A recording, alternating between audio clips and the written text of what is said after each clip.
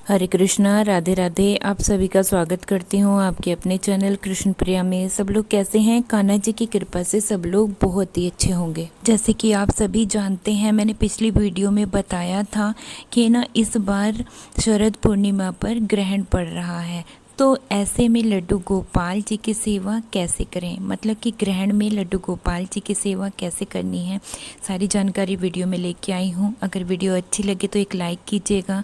अगर आप हमारे चैनल पर पहली बार आए हैं तो प्लीज़ हमारे चैनल को सब्सक्राइब कर लीजिएगा और वीडियो को अपने दोस्तों के साथ शेयर जरूर से कीजिएगा, जिससे कि उनको भी ये जानकारी प्राप्त हो। जैसे कि आप सभी जानते हैं कि इस बार शरद पूर्णिमा पर ग्रहण है और शरद पूर्णिमा का जो दिन होता है ना, वो कार्तिक का पहला दिन माना जाता है। तो कार्तिक का जो स्नान है वो पूर्णिमा के दिन से ही शुरू हो जाता है। तो आप शरद पूर्णिमा के दिन सुबह जल्दी ब्रह्म मुहूर्त में उठकर स्नान आदि कर सकते हैं और स्नान का नियम भी ले सकते हैं।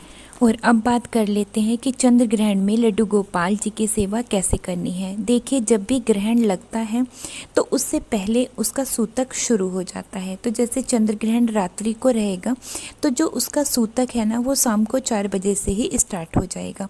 तो 4 बजे से पहले हमें अपने लड्डू गोपाल जी को जगा लेना है। जैसे हम दोपहर में भोजन कराते हैं, उसके बाद में अपने लड्डू गोपाल जी को थोड़ी देर के लिए आराम करने के लिए उनको सुला देते हैं ना, तो हमें जल्दी ही 4 बजे से पहले उनको जगा लेना है और उनको दूध, मिठाई या फिर पहले से ही आप उनके लिए कोई ऐसा भोग तैयार करके जिसको खाने के बाद हमारे लल्ला को जल्दी से भूख न लगे। क्योंकि देखिए, ग्रहण का जो टाइम है वो काफी लंबा है और सूतक काल से ही खाना पीना सभी बंद हो जाता है। अब देखिए, सूतक लगने से पहले ही हमें अपने लड्डू गोपाल जी को मंदिर से बाहर निकाल लेना है और उनका सिंहासन किसी अच्छी सी जगह पर रख लेना है, जहाँ पर आप आसानी से उनकी सेवा इस दौरान कर सकें। मतलब कि ग्रहण के समय में भी अब आप उनकी सेवा कर सकें। अब सेवा कैसे करनी है ग्रहण के समय में?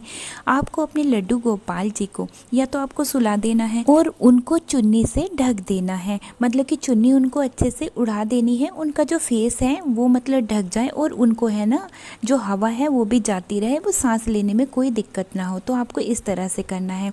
दूसरा, अगर आप लड्डू गोपाल जी को बैठा कर रखना चाहते हैं तो उनके फेस को ना अच्छे से आप ढक दें। मतलब कि लड्डू गोपाल जी को पूरे को आप एक चुन्नी से अच्छे से ढक दें, जिससे कि लड्डू गोपाल जी को सांस लेने में भी कोई दिक्कत ना हो और आसानी से हवा भी जाती रहेगी, है ना। आप ऐसे कर सकते हैं। और लड्डू गोपाल जी के पास में एक लोटे में जल, उसमें तुलसी पत्ता डाल करके रखना है और एक डब्बे में कुछ सूखे मेवे रखने हैं और उसके अंदर भी तुलसी पत्ता डाल करके आपको लड्डू गोपाल जी के पास रखना है। क्योंकि देखिए, हमारे जो लड्डू गोपाल जी हैं वो बाल स्वरूप में हैं, वो बच्चे हैं और बच्चे इतनी लंबे समय तक भूखे भी नहीं रह सकते हैं, इसीलिए उनके पास आप इस तरह से व्यवस्था कर सकते हैं। और देखिए, आप है ना खुद भी तुलसी माला धारण करें और आप अपने कान्हा जी को, लड्डू गोपाल जी को भी तुलसी माला धारण करा सकते हैं।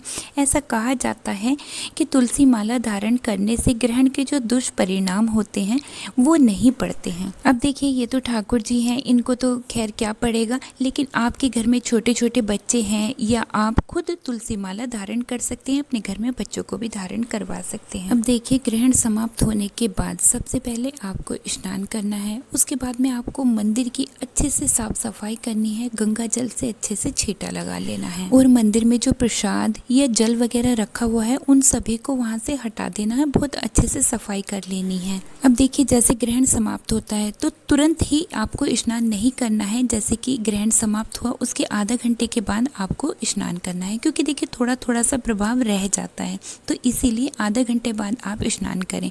उसके बाद में आपको मंदिर की इस तरह से सेवा कर लेनी है। फिर आपको अपने लल्ला को अच्छे से, जो उनका चेहरा आपने ढका था उनको हटा लेना है और अपने लल्ला को सबसे पहले स्नान कराना है शुद्ध जल से। फिर उनको बिल्कुल साफ वस्त्र को धारण कराना है और प्रभु को श्रृंगार भी धारण कराना है। उसके बाद में आपको है ना बिल्कुल ताज़ा भोग बना करके अपने लड्डू गोपाल जी को लगाना है। ये नहीं कि जैसे पहले से आटा लगा हुआ रखा हुआ है, तो ग्रहण में रखी हुई कोई भी चीज़ हमें लड्डू गोपाल जी को नहीं देनी है। उनके लिए आपको ताज़ा ही खाना बनाना है और लड्डू गोपाल जी को भोग लगाना है। अब देखिए, जो लड्डू गोपाल गोपाल जी ने ग्रहण के समय में वस्त्रों को धारण किया हुआ तो उनको अच्छे से धुल करके सुखा लेना है, और जो आपने भी वस्त्र धारण किए हुए थे उनको भी अच्छे से वॉश कर लेना है। अब देखिए ग्रहण के दौरान है ना, कुछ चीज़ों का दान भी किया जाता है। अब जैसे चंद्र ग्रहण है तो चंद्रमा से संबंधित चीज़ों का दान किया जाता है, जैसे चीनी आप दे सकते हैं, सफ़ेद वस्त्र का दान कर सकते हैं, चावल का दान दे सकते हैं। अब देखिए रात्रि के समय में जैसे चंद्र ग्रहण रहेगा तो आप रात को दान का सामान निकाल करके रख लें और सुबह में आप फिर किसी ज़रूरतमंद को दे सकते हैं, तो आप ऐसे कर सकते हैं। अब देखिए घर का जो मंदिर है उसके जो दरवाजे हैं या फिर जो पर्दा लगाया हुआ है आपने उसको ज़रूर से बंद कर देना चाहिए, और घर में जितनी भी खाने पीने की वस्तु हैं या आपने कोई जल भर के रख रखा है उसमें आपको तुलसी पत्ते का इस्तेमाल ज़रूर से करना है। अब देखिए रात्रि का समय रहेगा तो आप अपने लड्डू गोपाल जी को सुला भी सकते हैं, लेकिन उनको बस कवर कर देना है बिल्कुल हल्के कपड़े से। ये नहीं कि किसी भारी कपड़े से कवर करेंगे तो उसमें हमारे लड्डू गोपाल जी को सांस लेने में दिक्कत होगी। तो आपको बहुत हल्के कपड़े से कवर करना है। वो आपकी इच्छा है कि आप उनको सुलाना चाहते हैं या आप उनको बैठा कर रखना चाहते हैं। मैं तो वैसे यही कहूँगी क्योंकि रात्रि का समय रहेगा तो उनको आप विश्राम ही करा दें तो ठीक रहेगा। तो चंद्र ग्रहण के समय में इस तरह से आप अपने लड्डू गोपाल जी की सेवा कर सकते हैं। और यहाँ पर मेरे प्यारे श्याम सुंदर जी का श्रृंगार भी हो गया है। अब हम पूजा कर लेते हैं।